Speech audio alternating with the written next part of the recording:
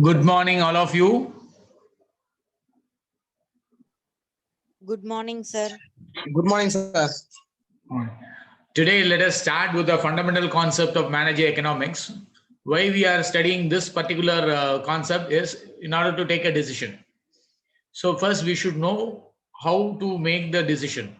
For that, decision making process will be analyzed. First of all, suppose we want to complete a particular task. First, we should know what are all the options that we have, how many alternatives that we have. So that should be listed: option 1, option 2, option 3, like that. Based on list of option, we have to choose a particular alternative which may give a better decision. For example, cost wise it should be minimum, profit wise it should be maximum, and using less manpower, using less machine power, and time management. All these things should be considered. Based on that particular list of criteria, we should choose one particular alternative. So the second process, second stage is out of this listed option, we should choose one particular option. Then that particular option should be analyzed, and there should be a algorithm, so that should be executed. So which option that you have chosen, we should analyze that. Based on that, we should make the possible result. Sometime we may be successful, 100% successful with that, then it is called full realization of objective. Suppose it is only 70 to 80% success is there, then it is called partial realization of objective. Suppose your decision is wrong, definitely some negative effect have happened, then it is called non-realization of objective. So the decision making process is of 4 stages. In stage 1, we are having a list of option, that is we have to prepare the list of option how to complete the task. In the second stage, we have to choose one particular objective, that option, in order to complete the objective. Based on that particular chosen objective, we have to analyze that, and we have to conduct the cost benefit analysis, out of which the last stage is the feedback stage, whether we realize the objective fully or partially, or it is of negative effect. So this is called decision making process. How we can make this particular decision making process effective? For that, we should have a basic knowledge about the manager economics. So there are 5 fundamental concepts which are involved in managerial economics. We will see one by one. The first one is called incremental concept. The incremental concept is consisted of 2 things. One is related with the cost, another one is related with the revenue. How the cost is increased in the forthcoming period. Similarly, how we have to generate more revenue in the forthcoming period. So the incremental cost can be defined as what are the changes in the total cost due to implementation of that particular decision. That decision may be related with the price, or it may be related with the product, or any other sales promotional activity. So that whenever we make some such decision, how the cost is increased because of that decision, what is the additional cost that we are going to incur, that is called incremental cost. Suppose out of that particular decision, how much revenue we receive additionally, that is called incremental revenue. So this particular concept is very important for decision making process. So whenever we make some decision, how much cost we are going to incur, or because of the taking decision, how much revenue we can able to generate. Suppose if the revenue is more than the cost, then we can go for the decision. Suppose the cost is more than the revenue, then we have to drop that particular decision. For that only, we should know about the incremental concept in managerial economics. The second one is related with the time. So sometimes it's a very short period decisions, or short period decisions, long period decisions, or very long period. So based on the time factor only, some decision will be taken, because it plays a crucial role. For example, the price of the newspaper may be 3 rupees in the morning hours. Suppose if you buy the same newspaper in the next day, it is only some 50 paise. Why? Because it's only for weight we can buy. So that particular time, the value of that particular newspaper is very high. So time only decides the price. So the market fluctuation is based on the time perspective only. So how it is classified? It is classified into 4 categories. What are they? Very short period, long period, and very long period. Based on these 4, we have to decide whether this decision is effective or not. Then the third concept is discounting principle. Suppose the price of an apple may be 10 rupees. If you buy only one, you have to pay 10 rupees. Suppose you are buying 50 apples or a basket full of apple, then the price will not be 10 rupees per product. Why? Because the discounting principle. Because that fruit seller is able to regain its manpower and time factor, saving the labor hours. Because of that, he is giving the discount. If you buy only one, actual price you have to pay. If you buy 10, then you may ask for the discount. Why? Because he is saving the labor hours. Likewise, discounting principle plays a crucial role when you are doing business, that too when you are taking some decision. So the first one is incremental concept that you should know what is it. Then the time perspective. The third one is discounting principle. Apart from these 3, there is one important concept. We used to call it as opportunity cost principle. This opportunity cost principle is nothing but what is the cost incurred with the best alternative. Suppose there are 2 decisions, A and B. If you choose A, then that is called the actual decision. Suppose instead of A, if you take B as a decision, what will be the cost you incurred? That decides the success of decision of A. 2 பேர் யாரு choose பண்ணணும்னு ஒரு இன்டர்வியூல கேக்குறாங்கன்னா, ஒருத்தரை வந்து choose பண்றீங்க.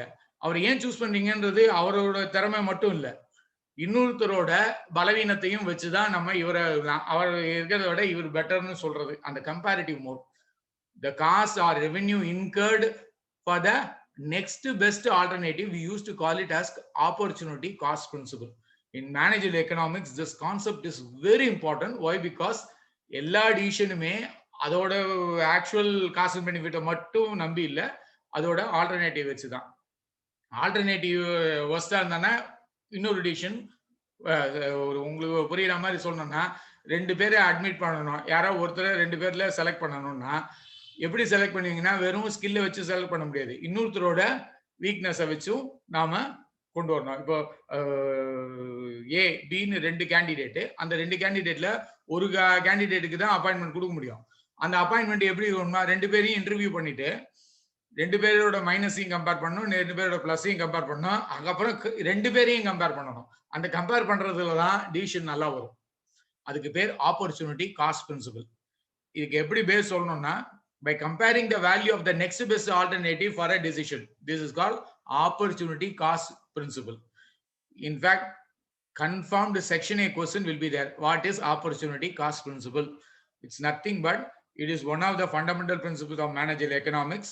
This particular cost principle is the best tool for managerial decision making. Why? Because this particular the axiom of the opportunity cost is to analyze and compare the value of the next best alternative for the decision making in a business.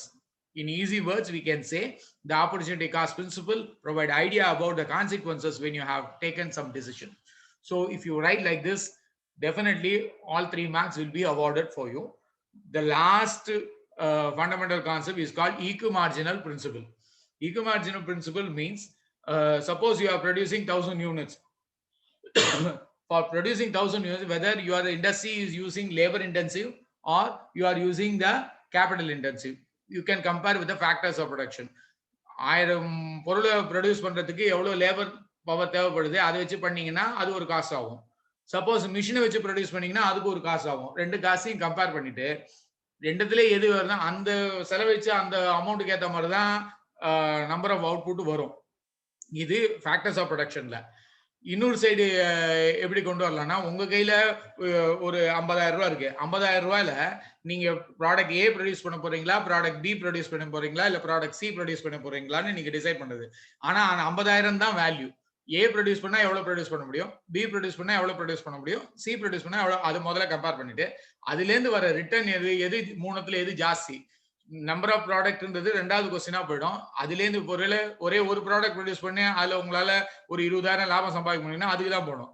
Suppose B வந்து 10 product produce பண்ணோம், அதனால உங்களுக்கு 15,000னா நீங்க அதுக்கு போக வேண்டிய அவசியம் இல்லை. ஏன்னா ஒரே ஒரு பொருளை ப்ரொடியூஸ் பண்ணி 20,000 லாபம் எடுக்கிறது தான் புட்சாலித்தனம்.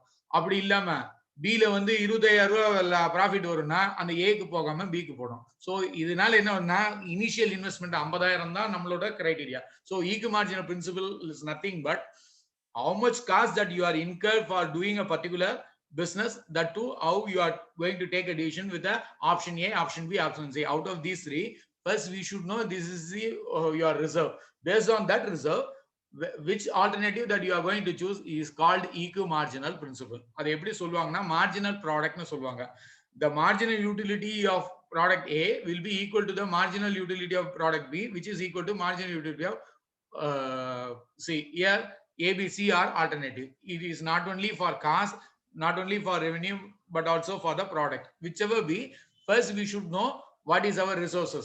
That resources is the equimarginal. That equimarginal, in which option if you spend, you can reap more revenue, that will be chosen. So these are the fundamental concepts. I will repeat again. Managerial economics has 5 basic elements. We used to call it as fundamental principles of managerial economics. What are they? The very first one is incremental principle. That means incremental cost and incremental revenue, how we are going to reap. And the second one is we used to call it as principle of time perspective. காலத்தின் கட்டாயம் கண்டிப்பா manage decision எந்த நேரத்தில் எடுக்கிறீங்கன்றது ரொம்ப முக்கியம். மூணாவது discounting principle. When you make a large scale of production or output or reaping, definitely there will be a decreased price. That is called discounting principle. The fourth principle is opportunity cost principle. The cost incurred for the next best alternative. The last principle is equimarginal principle. This equimarginal principle is day-to-day affair for taking a routine decision, because with the available resources or working capital, how effectively you are managing the business is based on the equimarginal principle only. So with this, I am completing the class. If you have any doubt, you can ask me now.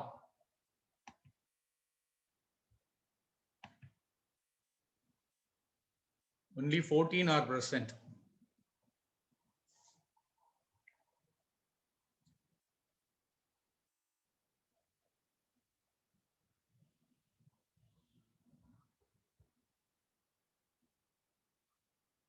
You can type your name in the chat box.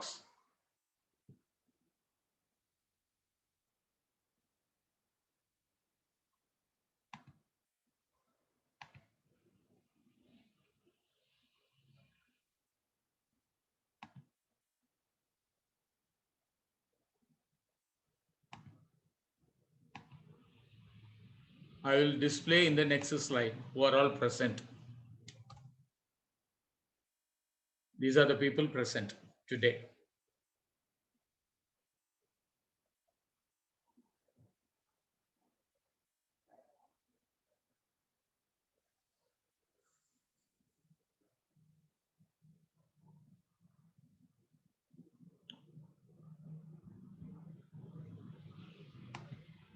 Have any doubt, you can ask me now.